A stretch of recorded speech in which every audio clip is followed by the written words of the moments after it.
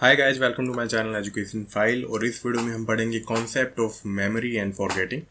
तो ये particular topic है ANU यूनिवर्सिटी के लर्निंग एंड टीचिंग में। तो बेसिकली उसी का सिलेबस कवर कर रहे हैं। तो उसी के फर्स्ट यूनिट में है ये टॉपिक और इसमें काफ़ी सब टॉपिक्स हैं। ठीक है, तो जल्दी से स्टार्ट करते हैं। और अगर आपने चैनल को सब्सक्राइब नहीं किया है तो आप कर सकते हो। तो इसमें कौन कौन से टॉपिक्स हैं? इसमें है concept of memory and forgetting, types of memory and strategies for better management of memory. तो सबसे पहले हम पढ़ेंगे मेमोरी के बारे में, उसकी टाइप्स के बारे में, फिर पढ़ेंगे फॉरगेटिंग के बारे में, फिर पढ़ेंगे कि कौन कौन सी टेक्निक्स हैं जिसके जरिए हम मेमोरी को इंक्रीज कर सकते हैं और बच्चों की लर्निंग को और ज़्यादा एनहेंस कर सकते हैं। ठीक है, चलो। तो बेसिकली मेमोरी को डिफाइन कैसे कर सकते हैं कि इट रिफर्स टू रिटेनिंग, कि किस तरह से हम इंफॉर्मेशन को रिटेन करते हैं हमारे ब्रेन में और रिकॉल करते हैं। ठीक है, कि जब भी उसकी ज़रूरत होती है उसको रिकॉल करते हैं, रिट्राइव करते हैं over a period of time. Memory हो सकती है short term memory, long term memory. अभी हम टाइप्स पढ़ेंगे तो अच्छे से पढ़ेंगे इसके बारे में। देन है मेमोरी को कंसेप्चुलाइज किया जा सकता है 3 independent and inter related stages में, कि किस तरह से मेमोरी फॉर्मेशन होता है। पहला स्टेप है इसमें एनकोडिंग, दूसरा है स्टोरेज, तीसरा है रिट्राइवल।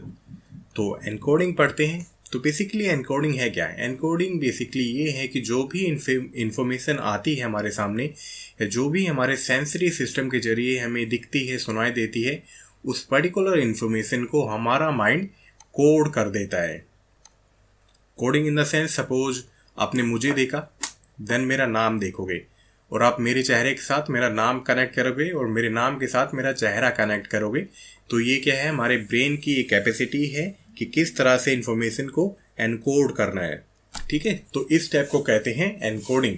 और बेसिकली इसमें होता क्या है कि जो भी फिजिकल स्टिमुलाई हैं उनको इलेक्ट्रिकल सिग्नल्स में चेंज किया जाता है हमारे माइंड के जरिए और वो हमारे ब्रेन में एनकोड हो जाता है। एनकोड का मतलब है कि जो भी इंफॉर्मेशन है उसकी कोडिंग हो गई है और फिर वो ब्रेन को भेज दिए जाते हैं अलग अलग पार्ट्स में है ना। मतलब विजुअल चीज़ें हैं तो विजुअल कॉर्टेक्स में प्रोसेस होंगी, वहाँ पे इसकी एनकोडिंग होगी। ऑडिटरी इन्फॉर्मेशन है तो वो ऑडिटरी कॉर्टेक्स में प्रोसेस होगी वो इन्फॉर्मेशन, और वो चीज़ें हमारे ब्रेन के ऑडिटरी कॉर्टेक्स में रहेंगी। और ऐसे ही अलग अलग पार्ट्स हैं जो कि अलग अलग तरह की मेमोरी को, याददाश्त को बनाए रखते हैं हमारे ब्रेन में। अब है स्टोरेज। तो जो भी इंफॉर्मेशन हमने यहाँ पे कोड की थी उसको उसकी जगह के अकॉर्डिंग हम स्टोर कर देंगे। ठीक है, सपोज विजुअल कॉर्टेक्स की चीज़ें, मतलब जो भी देखते हैं वो हमारे ब्रेन के पिछले हिस्से में विजुअल कॉर्टेक्स में चली जाएंगी। अगर ऑडिटरी कोई इन्फॉर्मेशन है वो हमारे ब्रेन के साइड वाले पोर्शन में स्टोर हो जाएगी। क्लियर है? तो एनकोडिंग के बाद का स्टेप है स्टोरेज। जो भी इंफॉर्मेशन है कोडिंग के बाद उसको हमने अच्छी जगह पे रख दिया है। अब स्टोरेज से क्या होगा? चीज़ें स्टोर हैं, अब इसकी जब भी ज़रूरत होगी तो उसको हम रिट्राइव करेंगे। रिट्राइव का मतलब है पुनः प्राप्ति, कि जब भी किसी चीज़ की ज़रूरत है, किसी इंफॉर्मेशन की ज़रूरत है, वो हमारी मेमोरी से रिट्राइव कर ली जाएगी। जब भी कोई सिचुएशन है, सपोज आपके एग्ज़ाम्स हैं तो जो आप ये पढ़ रहे हो आप अपने एग्ज़ाम में उसको रिट्राइव करोगे। कोई सिचुएशन होगी जिसमें आपकी पर्टिकुलर मेमोरी की ज़रूरत होगी तब रिट्राइव करोगे, तब उसको पुनः प्राप्त करोगे। कोई डिसीजन मेकिंग प्रोसेस है या बहुत सारी चीज़ें हैं, सभी में हमारी मेमोरी यूज होती है और हम अपनी इंफॉर्मेशंस को रिट्राइव करते हैं। तो रिट्राइवल में बेसिकली होता क्या है? जो भी स्टोर्ड मेमोरी है वो पर्टिकुलर सिचुएशन के अकॉर्डिंग हमारे सामने आ जाती है, मतलब हम उसको रिट्राइव करते हैं जहाँ भी ज़रूरत होती है उसकी। Getting my point? अब क्या हो सकता है, सभी स्टेप पे कोई ना कोई फेलियर हो सकता है। सपोज करो एनकोडिंग में ही कोई फेलियर हो गया हो, इन्फॉर्मेशन अच्छे से एनकोड नहीं हुई हो और वो फिर स्टोर नहीं होगी अच्छे से। ठीक है, और स्टोरेज में भी क्या है, टाइम के साथ अगर इन्फॉर्मेशन यूज नहीं होती है तो उसमें डीके होता रहता है, या जो भी हमारी मेमोरी है, याददाश्त है, वो टाइम के साथ फेड होने लगती है।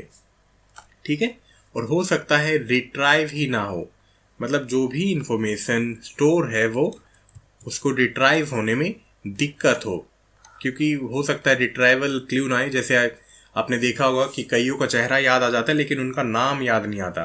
तो ये भी क्या है, हो सकता है हमने उनका नाम याद करते समय कोई दिक्कत आ गई हो, एनकोडिंग में कोई प्रॉब्लम हो गई हो या स्टोरेज प्रॉब्लम हो गई हो, उनका नाम उनके चेहरे के साथ डिलीट हो गया हो हमारी मेमोरी में या फेड हो गया हो। तो रिट्राइवल में भी दिक्कत हो सकती है, एनकोडिंग में भी दिक्कत हो सकती है और स्टोरेज में भी दिक्कत हो सकती है।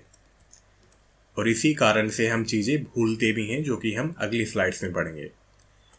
चलो देन आते हैं टाइप्स ऑफ मेमोरी। तो ये मॉडल दिया था, इसको कहते हैं स्टेज मॉडल। ये मॉडल दिया था एटकिंसन एंड सिफ्रिन ने 1968 में। इसको कहा जाता है स्टेज मॉडल और इनके अकॉर्डिंग मेमोरी होती है 3 तरह की। पहला टाइप है सेंसरी मेमोरी, दूसरा टाइप है शॉर्ट टर्म मेमोरी, तीसरा टाइप है लॉन्ग टर्म मेमोरी। अब अच्छे से पढ़ते हैं इसको। शॉर्ट टर्म मेमोरी क्या है? ये बहुत ही टेम्परेरी स्टोरेज वाली मेमोरी है। और ये स्टोर कैसे होती है जल्दी से? ये हमारे सेंसेस के थ्रू हमारे ब्रेन में जाती है। सपोज जितने भी हमारे सेंसरी ऑर्गन हैं, हमारी आंखें, हमारे नाक, कान, जीभ या स्किन, तो उनके जरिए जो भी इंफॉर्मेशन ब्रेन में जाती है उसको कहते हैं सेंसरी मेमोरी। और ये बहुत ही शॉर्ट टर्म है, बहुत ही ज़्यादा शॉर्ट टर्म है, बहुत ही ज़्यादा टेम्परेरी मेमोरी है। जैसे कि आपने देखा होगा जब बहुत अंधेरा कमरा होता है और अगर आप उसमें से हल्की सी लाइट जला देते हो तो क्या होता है, आपको ट्रेल देखने को मिलता है लाइट बंद करने के बाद भी। तो वो क्या है, बेसिकली सेंसरी मेमोरी है। हमारा दिमाग अभी भी उसको परसीव कर रहा है। इस तरह की मेमोरी को कहते हैं सेंसरी मेमोरी। होता है ना कि अंधेरे कमरे में किसी ने लाइट जलाई और फिर से बंद कर दी, तो हमारी आंखों में वही लाइट दिखती रहती है ना। और ये बहुत थोड़ी देर के लिए होता है, बिल्कुल फ्रैक्शन ऑफ सेकंड्स के लिए होता है। तो इस तरह की मेमोरी को कहते हैं सेंसरी मेमोरी। और आपने देखा होगा जब कोई घंटी बजती है या ऐसी कोई आवाज़ होती है तो हमारे कान में थोड़ा होता रहता है, वो भी क्या एक तरह से सेंसरी मेमोरी है। मतलब हमारा कान उसको थोड़ी देर तक सेंस करता रहता है उस पर्टिकुलर स्टिमुलस के गायब होने के बाद भी। तो सेंसरी मेमोरी बेसिकली बहुत ही ज़्यादा टेम्परेरी स्टोरेज मेमोरी है ये, ठीक है। देन है शॉर्ट टर्म मेमोरी, तो इसको कहते हैं STM।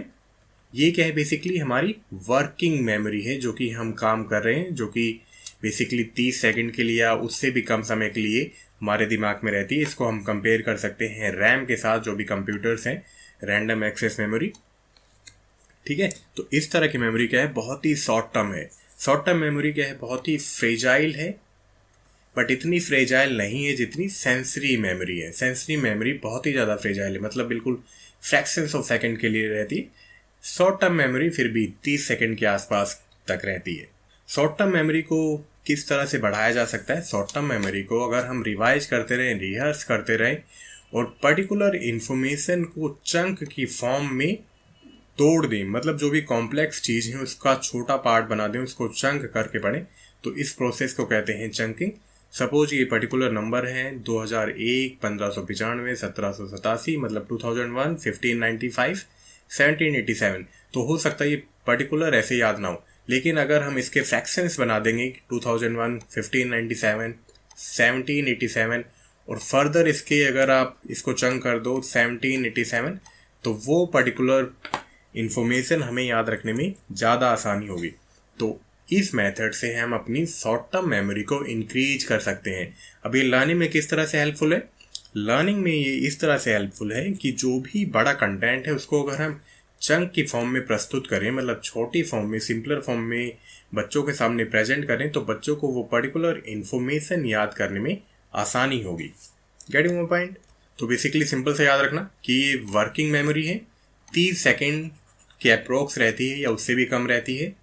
फ्रेजाइल है, लेकिन इतनी फ्रेजाइल नहीं है जितनी सेंसरी मेमोरी है, ठीक है। शॉर्ट टर्म को रिवाइज करके, रिहर्स करके और अच्छा बनाया जा सकता है, और जो कि लॉन्ग टर्म मेमोरी फॉर्म करने में हमारी मदद करेगी।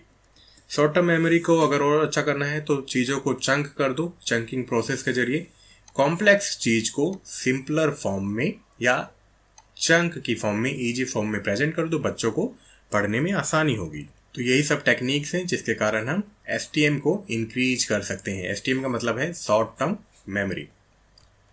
देन आते हैं लॉन्ग टर्म मेमोरी। तो लॉन्ग टर्म क्या है, अपने आप में बहुत सारी चीज़ें हैं, बचपन से लेके आज तक क्या है, लॉन्ग टर्म मेमोरी ही हमें याद है है ना, जो भी चीज़ें हमारी लाइफ से जुड़ी हुई हैं वो सभी चीज़ें लॉन्ग टर्म मेमोरी में ही आती हैं। तो ये अपने आप में क्या है, बहुत ही ज़्यादा वास्ट या लार्ज इंफॉर्मेशन है इस क्षेत्र में या इस टाइप ऑफ मेमोरी में। लॉन्ग टर्म मेमोरी में क्या है कि 1 घंटे पहले क्या हुआ, 1 दिन पहले क्या हुआ, कुछ साल पहले क्या हुआ या बहुत साल पहले क्या हुआ, वो सभी तरह के इंफॉर्मेशन हमारी स्टोर होती हैं लॉन्ग टर्म मेमोरी में। क्लियर है? चलो अब लॉन्ग टर्म मेमोरी क्रिएट कैसे होती है। तो सबसे पहली चीज़ है सेंस के थ्रू क्रिएट होती है ना। जो भी हम देख रहे हैं वो हमारे माइंड में जाएगी, चीज़ें माइंड में जाएगी तो शॉर्ट टर्म मेमोरी क्रिएट होगी। शॉर्ट टर्म मेमोरी को किस तरह से लॉन्ग टर्म बनाना है, शॉर्ट टर्म मेमोरी के अगर टाइम टू टाइम हम रिवाइज करते रहेंगे, रिहर्स करते रहेंगे तो वो लॉन्ग टर्म मेमोरी में एंटर हो जाएगी। Getting my point? मतलब हमारे सेंस एक्टिवेट हुए, वो पर्टिकुलर इन्फॉर्मेशन गई शॉर्ट टर्म मेमोरी में। शॉर्ट टर्म मेमोरी तो भाई 30 सेकंड की है, लेकिन अगर हम इसको रिवाइज करेंगे, रिहर्स करेंगे, ये बन जाएगी लॉन्ग टर्म मेमोरी। क्लियर है? चलो देन आते हैं लॉन्ग टर्म मेमोरी के भी कुछ टाइप्स हैं। तो लॉन्ग टर्म मेमोरी के टाइप्स हैं डिक्लेरेटिव मेमोरी। इसमें क्या है, फैक्चुअल इन्फॉर्मेशन याद होती है, जैसे कि किसी का नाम, किसी की डेट या सम अदर फैक्ट, इसकी डेट ऑफ बर्थ, ये सभी चीज़ें क्या है, फैक्चुअल इन्फॉर्मेशन है, फैक्ट्स हैं। इनको कहते हैं declarative long term memory. Then है प्रोसीजरल मेमोरी, जैसा कि नाम में ही है, ये क्या है, प्रोसीजर की, कोई काम किस तरह से होता है। सपोज करो कोई बाइक या बाईसाइकिल राइड करनी है तो उसका एक प्रोसेस है, किस तरह से खाना बनाना है तो उसका भी एक प्रोसेस है। इस तरह की नॉलेज को, इस तरह की मेमोरी को कहते हैं long term procedural long term memory, मतलब उसका पार्ट है। देन है डिक्लेरेटिव के अंदर 2 टाइप्स और हैं। पहला है एपिसोडिक मेमोरी। एपिसोडिक मेमोरी में क्या है कि जो भी बायोग्राफिकल डिटेल्स है ना हमारी, या जो भी हमारे लाइफ एक्सपीरियंसेस हैं, वो सभी चीज़ें आती हैं एपिसोडिक मेमोरी में। ठीक है, मतलब जो भी हमारा इमोशनल एस्पेक्ट है, बायोग्राफिकल एस्पेक्ट है, जो भी हमारे ओवरऑल लाइफ एक्सपीरियंसेस हैं, वो सभी आते हैं एपिसोडिक मेमोरी में। देन है सिमेंटिक मेमोरी। सिमेंटिक मेमोरी में कौन कौन सी चीज़ें हैं, सपोज कोई आइडिया है, कॉन्सेप्ट है, लॉजिक्स हैं, वो सभी आते हैं सिमेंटिक मेमोरी के अंदर। क्लियर है? अब ये देख लो तो ये याद हो जाएगा, ये flow chart. Types of long term memory, declarative इसको कहते हैं एक्सप्लिसिट, प्रोसीजरल इसको कहते हैं इम्प्लिसिट, ये एक्स्ट्रा है यहाँ पे, इम्प्लिसिट कहते हैं इसको। देन है डिक्लेरेटिव में 2 टाइप, एपिसोडिक जो कि हमारी लाइफ से डील करती है, देन है सिमेंटिक जो कि डील करता है कि किस तरह के लॉजिक हैं, किस तरह के कॉन्सेप्ट हैं, उन सभी चीज़ों से। तो ये सभी चीज़ें याद रखना आप लोग। अब यहाँ पे देख लो कि किस तरह से फ्लो होता है और टाइप्स ऑफ मेमोरी बनती है। तो सबसे पहले तो स्टिमुलस होगा, है ना। स्टिमुलस होगा तो हमारा सेंसरी ऑर्गन उसको सेंस करेगा। देखने वाली चीज़ है तो आंखें सेंस करेंगी, सुनने वाली चीज़ है तो कान सेंस करेंगे, सूंघने वाली या स्मेल करने वाली चीज़ है तो हमारी नाक सेंस करेगी। चलो अब क्या होगा, सेंसरी मेमोरी होगी, है ना, जो कि बहुत ही ज़्यादा फ्रेजाइल है, बहुत ही क्षणिक है, बहुत ही फ्रैक्शन ऑफ सेकंड्स में हो जाती है। देन है सेंसरी मेमोरी, अगर बहुत लंबे टाइम तक है तो वो शॉर्ट टर्म मेमोरी में कन्वर्ट होगी। शॉर्ट टर्म मेमोरी को मैंने यहाँ पे फेदर से डिनोट किया है। क्यों किया है? क्योंकि जल्दी उड़ जाती है, जल्दी गायब हो जाती है, 30 सेकंड के आसपास रहती है। लेकिन अगर हम उसको रिहर्स करेंगे, रिवाइज करेंगे, वो एंटर हो जाती है हमारी लॉन्ग टर्म मेमोरी के अंदर। इसको मैंने डिनोट किया पत्थर से कि एक बार पत्थर पड़ गया तो वो लंबे टाइम तक रहेगा, मतलब कि मेमोरी लंबे टाइम तक रहेगी। क्लियर है? ये कॉन्सेप्ट बहुत ही ज़्यादा अच्छे तरीके से याद रखना। चलो देन आते हैं फॉरगेटिंग का कॉन्सेप्ट। अब देखो, मेमोरी फॉर्मेशन तो हो गया, short term memory, long term memory हमने पढ़ लिया। लेकिन हो सकता है जो भी इंफॉर्मेशन हमारे माइंड में है, जो भी मेमोरी के फॉर्म में प्रेजेंट है, वो हो सकता है गायब हो जाए। उसके रीजन से बहुत सारे, जो कि हम आगे पढ़ेंगे। तो इसको क्या कहते हैं, फॉरगेटिंग। फॉरगेटिंग बेसिकली है क्या, कि जो भी इंफॉर्मेशन है वो हमारी मेमोरी से लॉस हो गई है, ठीक है, गायब हो गई है, कम हो गई है। अब लर्निंग में इसका बहुत बड़ा रोल है। देखो, फॉरगेटिंग होती रहती है। अगर हम बेसिक कॉन्सेप्ट भूल गए, हमारी प्रीवियस नॉलेज को भूल गए, तो हमारी लर्निंग बहुत ज़्यादा हैम्पर हो जाएगी। अगर आपको इस पर्टिकुलर टॉपिक से रिलेटेड पिछला टॉपिक याद नहीं है, तो हो सकता है आपको ये पर्टिकुलर टॉपिक समझने में थोड़ी बहुत दिक्कत हो। तो इसलिए फॉरगेटिंग लर्निंग में बहुत ज़्यादा इंपॉर्टेंट है। और जब हम चीज़ें भूलते रहते हैं तो हमारी लर्निंग बहुत ज़्यादा हैम्पर होती है प्रेजेंट टाइम में, और अगर प्रेजेंट टाइम में अच्छे से लर्निंग नहीं करेंगे तो हमारी फ्यूचर लर्निंग भी अफेक्ट होगी बहुत ज़्यादा। ठीक है, मतलब टाइम के साथ अगर हम कॉन्सेप्ट्स भूल जाएंगे, सभी प्रीवियस चीज़ें भूलने लगेंगे, तो जो प्रेजेंटली सीख रहे हैं वो भी नहीं सीख पाएंगे, और प्रेजेंट में नहीं सीख पाएंगे तो फिर फ्यूचर में हमें बहुत ज़्यादा प्रॉब्लम होगी। और एग्जाम्स में क्या है, अगर हम भूल गए तो हमारे कम नंबर आएंगे, लो मार्क्स आएंगे। चलो देन, फॉरगेटिंग का कॉन्सेप्ट पहली बार किसने सिस्टमैटिक तरीके से या एक्सपेरिमेंटेशन के जरिए पढ़ा था, वो थे हरमन एबिंगॉस। ठीक है, इन्होंने एक फॉरगेटिंग कर्व दिया था, एक भूलने का कर्व दिया था। उन्होंने कुछ नॉनसेंस लेबल्स याद किए थे, या जिसको कहते हैं CVC trigram. CVC trigram basically कहते हैं सीडो वर्ड को, नॉन वर्ड को, जिसका कोई मीनिंग ना हो, जैसे कि नोक, सेप, इनका कोई मीनिंग नहीं है। तो इन साइंटिस्ट ने इनको पहले याद किया और फिर देखा कि कब ये भूल गए, और फिर से इन्होंने याद किया, तो इन्होंने पूरा कर्व दिया कि कितना टाइम लगता है भूलने में। क्लियर है, ये है इनका कर्व। तो ये क्या कहते हैं कि जो भी हमने पढ़ा होता है वो सबसे पहले 20 मिनट में गायब हो जाता है अगर हम उसको रिवाइज ना करें। देन फिर से रैपिड डिक्लाइन आता है 1 घंटे बाद, और फिर 8.8 घंटे बाद, 8.8 आवर्स के बाद मेमोरी में बहुत ज़्यादा डिक्लाइन आ जाता है, या 75% मेमोरी हम भूल जाते हैं। मतलब जो भी हमने पढ़ा है, सीखा है, वो भूल जाते हैं अगर हम उसको रिवाइज ना करें। तो ये क्या है, अमाउंट रिटेन्ड परसेंट। रिटेन कितनी हुई है, 25% हुई है, और भूले कितना है, 75%। क्लियर है। तो इसलिए ही कहा जाता है कि स्कूल से पढ़ने के बाद घर पे जाके रिवाइज करना बहुत ही ज़्यादा ज़रूरी है, क्योंकि स्कूल में 5-6 घंटे हम बिताते हैं, और हो सकता है जो भी हमने फर्स्ट पीरियड में पढ़ा हो सेकंड में भूल जाए, सेकंड में जो पढ़ा हो थर्ड में भूल जाए, मतलब कुछ पोर्शन भूल जाए, ऐसा नहीं है सारा भूल जाएंगे। इसलिए स्कूल से घर जाने के बाद रिवाइज करना ज़रूरी है, इंस्टीट्यूट से घर जाने के बाद रिवाइज करना ज़रूरी है, और उसको टाइम टू टाइम रिहर्स करना, रिवाइज करना बहुत ज़्यादा ज़रूरी है, ताकि वो पर्टिकुलर इन्फॉर्मेशन हमारे लॉन्ग टर्म मेमोरी में बनी रहे। क्लियर है। चलो, वही चीज़ ये भी कहते हैं, ये कहते हैं कि मेमोरी डिक्लाइन बहुत ही ज़्यादा शार्प होता है 20 मिनट के अंदर, और 9 आवर के विद इन, मतलब 9 आवर के अंदर बहुत ही ज़्यादा शार्प डिक्लाइन होता है। उसके बाद मेमोरी क्या है, ग्रेजुअली डिक्रीज होती है। सपोज करो अगर कोई इन्फॉर्मेशन यूज नहीं हो रही, तो उसमें फिर धीरे धीरे डिक्लाइन आ सकता है टाइम के अकॉर्डिंग, अगर हम उसको यूज नहीं कर रहे हैं। इन चीज़ों को अच्छे से सुनना, स्टोरी की तरह सुन लेना, ठीक है। और अगर हम रिवीजन करते रहते हैं, रिहर्स करते रहते हैं, तो डीके के चांस कम होते हैं, और वो हमारी लॉन्ग टर्म मेमोरी के फॉर्म में अच्छे से हमारे दिमाग में बनी रहती है। अब भूलने के कुछ रीजंस हैं। पहला क्या है, एनकोडिंग फेलियर्स। तो एनकोडिंग क्या थी कि पर्टिकुलर इन्फॉर्मेशन को कोड करके ब्रेन को कैसे प्रेजेंट करना है, हो सकता है उसी में प्रॉब्लम हो। सपोज करो आप ये वीडियो देख रहे हो, आप ये वीडियो अच्छे से दिमाग पे नहीं जा रहा है, ठीक है, तो ये क्या है, हो गया पहला स्टेप ही गलत हो गया, तो इन्फॉर्मेशन कहाँ से स्टोर होगी। सेकंड है मेमोरी डीके। सपोज करो आपने ये पर्टिकुलर टॉपिक याद कर लिया, नो डाउट याद हो गया आपको, लेकिन टाइम के साथ अगर आप इसको टाइम टू टाइम रिवाइज नहीं करोगे, टाइम टू टाइम यूज नहीं करोगे, तो आपकी मेमोरी में डीके आ जाएगा, आपकी मेमोरी टाइम के साथ फेड होने लगेगी। इसको कहते हैं डीके थ्योरी या मेमोरी डीके। इस कारण से भी हम भूलते हैं। Inadequate retrieval cues. तो ये क्या है, कुछ क्यूज होते हैं, कुछ helping accessory signs and symbols होते हैं, जिसके जरिए हमें चीज़ें याद करने में आसानी होती है। आपने सुना होगा, या हम भी ऐसे करते थे कि सर प्लीज़ पहली लाइन बता दो, पहली लाइन बता दोगे तो मुझे पूरी लाइन याद है, पूरा आंसर याद है।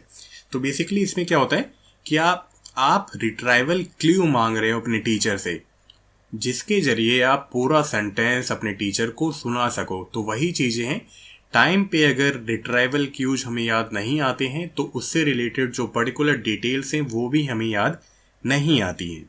क्लियर है। और कई बार होता है ना कि आपके माइंड में तो आ गया, आपने किसी का चेहरा पहचान लिया, लेकिन आपकी जुबान पे नहीं आ रहा है, उसको कहते हैं टिप ऑफ टंग, TOT, ठीक है। तो इसमें क्या होता है कि आपकी जुबान पे है लेकिन आप बोल नहीं पा रहे हो, आप रिट्राइव नहीं कर पा रहे हो इन्फॉर्मेशन को। देन है आपकी मेमोरी के साथ इंटरफेरेंस हो जाना या आपकी मेमोरी के साथ कोई दूसरी मेमोरी का लिंक हो जाना, तो इंटरफेयर होता है, तब भी हम चीज़ों को याद नहीं कर पाते हैं, रिट्राइव नहीं कर पाते हैं। ठीक है, तो इंटरफेरेंस भी याद रखना। इंटरफेरेंस हो जाता है, दो मेमोरी इकट्ठी हो जाती हैं या आपस में मिक्स ही हो जाती हैं, तो हम चीज़ों को अच्छे से याद नहीं कर पाते हैं, रिट्राइव नहीं कर पाते हैं। चलो देन है ट्राइंग नॉट टू रिमेंबर। तो इसमें क्या होता है, अगर टाइम टू टाइम हम चीज़ों को रिवाइज नहीं करते, रिहर्स नहीं करते, तब भी हमारी मेमोरी डीके या फेड हो जाती है। ठीक है, तो टाइम टू टाइम रिमेंबर करना, रिवाइज करना, रिहर्स करना, याद करना बहुत ज़रूरी है। तो ये सभी स्टेप थे। अगर क्वेश्चन ज़्यादा मार्क्स में आए तो सभी पॉइंट्स लिख देना, लेकिन this content is more than enough. जितना पूछा गया है एग्जाम में, क्वेश्चन पेपर में, उतना ही अटेम्प्ट करना। चलो अब स्ट्रेटजीज कौन कौन सी हैं जिसके जरिए हम मेमोरी को इंक्रीज कर सकते हैं। ये पॉइंट बहुत ही इंपॉर्टेंट है, ये अलग से भी पूछ सकते हैं। तो अटेंशन इंक्रीज करवाना, वैराइटीज का यूज करना, इंस्ट्रक्शन को अलग अलग तरीके से प्रेजेंट करना ताकि बच्चों का अटेंशन इंक्रीज हो सके। जितना ज़्यादा अटेंशन इंक्रीज होगा उतनी ज़्यादा अच्छे से लर्निंग होगी। इन द सेंस चीज़ें अच्छे से दिमाग में जाएंगी, एनकोड होंगी, स्टोर होंगी और टाइम पे रिट्राइव हो सकेंगी। ठीक है, तो जो भी कंटेंट है उसको वैरायटी के साथ प्रेजेंट करो, इंस्ट्रक्शन को चेंज करते रहो टाइम टू टाइम। क्रैमिंग को या रोट लर्निंग को अवॉइड करो और ट्राई करो कि बच्चे कॉन्सेप्ट को समझें पूरा। ठीक है, जब बच्चे कॉन्सेप्ट को समझेंगे तो चीज़ें ज़्यादा लंबे समय तक याद रहेंगी। चीज़ों को ऑर्गेनाइज करो, मतलब जो भी इंस्ट्रक्शन है, कंटेंट, उसको ऑर्गेनाइज करो, स्ट्रक्चर करो। क्योंकि स्ट्रक्चर, सपोज करो ये चीज़ें हैं और कुछ पर्टिकुलर इन्फॉर्मेशन आपने इस फॉर्म में दे दी, तो ये स्ट्रक्चर्ड और ऑर्गेनाइज इन्फॉर्मेशन याद करने में ज़्यादा आसानी होगी बच्चों को। ठीक है, देन है यूजिंग निमोनिक्स। निमोनिक्स क्या होता है? निमोनिक्स होता है कि पूरा अगर कोई चीज़ याद करना है, चीज़ सपोज करो इस केस में हमें प्लैनेट्स के नेम याद करने, तो हम उसको एक पर्टिकुलर फ्रेज के जरिए याद कर लेंगे। जैसे my very educated mother just served us noodles. तो एम का मतलब है यहाँ पे मरकरी, वी का मतलब है वीनस, ई का मतलब है अर्थ, एम का मतलब है मार्स, जे का मतलब है जुपिटर, एस का मतलब है यहाँ पे सैटर्न, यू का मतलब है यूरेनस, एन का मतलब है यहाँ पे नेपच्यून। तो हमने इस तरह से प्लैनेट्स का ऑर्डर याद कर लिया।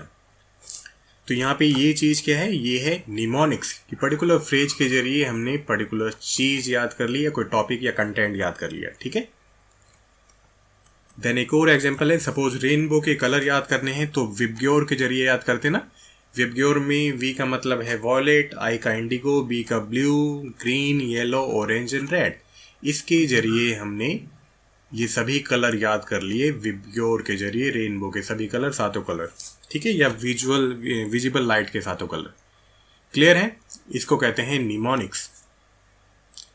चलो देन कुछ और स्ट्रेटजीज हैं जिसके जरिए हम मेमोरी को इंक्रीज कर सकते हैं। Revise and rehearse time to time. तो ये सबसे इंपॉर्टेंट है।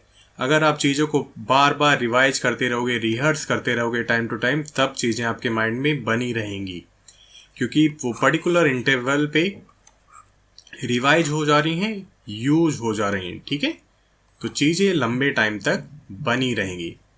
देन कहते हैं कि चीज़ों को विजुलाइज करके पढ़ो या टीचिंग एड्स का यूज करो, क्योंकि कहा जाता है कि अगर हम इमेज का यूज करते हैं तो वो इक्वल है 1000 वर्ड्स के। सपोज करो आप एक स्टोरी बता रहे हो, लेकिन आपने वही स्टोरी एक विजुअल फॉर्म में प्रेजेंट कर दी है, तो वो विजुअल फॉर्म याद करने में ज़्यादा आसानी होती है। ठीक है, तो बच्चों को टाइम टू टाइम ना वैरायटी लाते रहो, उसमें जो भी टॉपिक्स हैं उसको अलग अलग तरीके से प्रेजेंट करो और देखो बच्चा किस तरीके से अच्छे से पढ़ता है। मल्टी सेंसरी टीचिंग करवाना सबसे ज़रूरी है, जहाँ पे बच्चे की eyes, ears, nose, skin, taste सब कुछ इन्वॉल्व हो। इन द सेंस एक्सपीरियंस लेके पढ़े बच्चा। जब बच्चा एक्सपीरियंस लेके पढ़ेगा तो रिटेंशन अपने आप इंक्रीज हो जाएगा। चलो देन लाउड रीडिंग करना भी इम्पोर्टेंट है। सपोज आप लाउड रीडिंग पढ़ते हो तो यहाँ पे क्या है, आप बोल के भी पढ़ रहे हो और वही चीज़ आपके कानों में भी जा रही है। ठीक है, तो आपका दिमाग उन चीज़ों को दो अलग अलग वे में प्रोसेस करेगा। और जब मल्टी सेंसेस यूज होती हैं लर्निंग में, तब रिटेंशन हमारा इंक्रीज होता है। एजर्स डेल ने कहा था ऐसा। देन है इंफॉर्मेशन को चंक कर देना, जो भी पर्टिकुलर कॉम्प्लेक्स इंफॉर्मेशन है उसको ब्रेक डाउन कर देना ताकि याद करने में आसानी हो सके। ठीक है, ये पर्टिकुलर चीज़ें याद करते रहना क्योंकि ये इम्पॉर्टेंट है। चलो देन है जो भी आपका स्टडी रूटीन है ना, उसमें टाइम टू टाइम मॉडिफिकेशन लाते रहो, वैरायटी लाते रहो। सपोज बच्चों को अगर पढ़ना है तो उनसे कहो कि अपने स्टडी रूटीन में टाइम मॉडिफिकेशन करते रहो, थोड़ी बहुत उसमें वैरायटी लाओ, क्योंकि जब एक पैटर्न फॉलो होता रहता है तो हमारा ब्रेन कहीं ना कहीं बोरियत फील करने लगता है, बोर हो जाता है, मोनोटोनस लाइफ हो जाती है। लेकिन अगर उसमें हम वैरायटी इंक्लूड कर देंगे तो जो नई वैरायटीज हैं लर्निंग में, वो चीज़ें हमें याद रह जाएंगी। क्लियर है?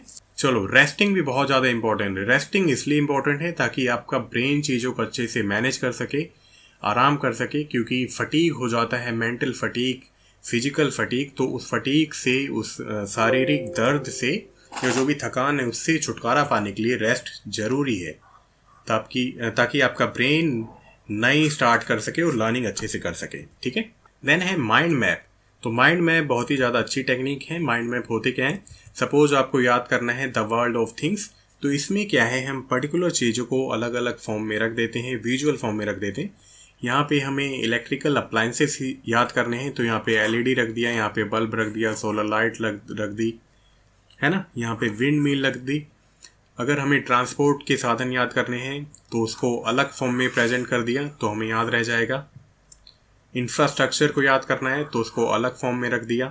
कम्युनिकेशन के मीन्स याद करने हैं तो उसको अलग वे में डिनोट कर दिया, है ना, mobile, 3G 4G 5G, towers, wifi. Suppose आपको रोबोट्स याद रखने हैं तो उसको अलग वे से रिप्रेजेंट कर दिया। अब बच्चों को क्या होगा, ये particular the world of things याद करने में आसानी हो जाएगी। उन्हें पता है, उनके माइंड में एक मैप बन गया है कि इस तरफ इलेक्ट्रॉनिक अप्लाइंसेस हैं, ये ट्रांसपोर्ट ऑफ मीन्स हैं, मीन्स ऑफ ट्रांसपोर्ट हैं, ये मॉन्यूमेंट्स हैं या बिल्डिंग है, इंफ्रास्ट्रक्चर है, ये कम्युनिकेशन के साधन है, ये रोबोट्स वगैरह हैं। ठीक है, इसको कहते हैं माइंड मैप। तो इसी के साथ टॉपिक हुआ ख़त्म। आई होप आपको अच्छे से समझ में आया होगा। तो मिलते हैं नेक्स्ट वीडियो में। Till then bye bye, take care.